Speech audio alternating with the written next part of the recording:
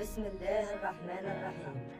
لأن رضعنا حليب الخنوع تقمصنا من سبان الخضوع، وحين شعرنا بنهش الذئاب شددنا على الجرح نار الدموع، ورحنا نجيد سباب الدجاج ولم ندري كيف تضيء الشموع.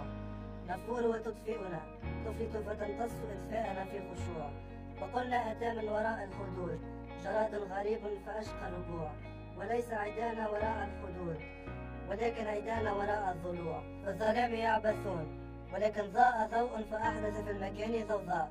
سأخرج عن صمت اليوم وأعلن تمردي لأحارب طيبة قلبي وأكسر حاجز المأساة. بعد هذه الحروف سأنطلق للسماء وأحارب الدنيا بسلاحي.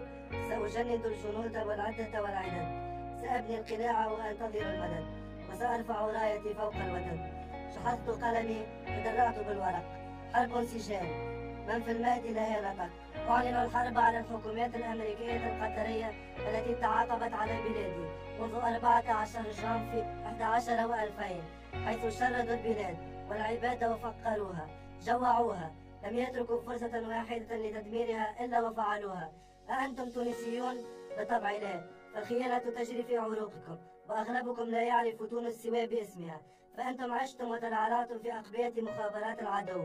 لكم اللعنة يا خونة، إبداعكم في الكذب فاق الخيال، تشويهكم للواقع أصبح مشمئز، وجوهكم في الإعلام أصبحت تسبب للمتفرج أمراضا مزمنة. ارحلوا، قد سرقتم كل شيء، قد قتلتم كل شيء.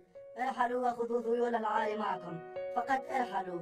ولكنكم يا أغبياء لن تأخذوا معكم لا تراب تونس ولا حجارتها. الأرض باقية لنا والشمس باقية هنا، وبدونكم غدا يا أغبياء يا خونة سنبني مجد تونس من تضاريس الألم. فالأرض ليست للغرباء مثلكم، والوطن أكبر منكم ومن أمثالكم ومن حثالتكم. وتحيا تونس. نحن المجهولون، نحن فيلق، نحن لا نسامح، نحن لا ننسى. توقعونا.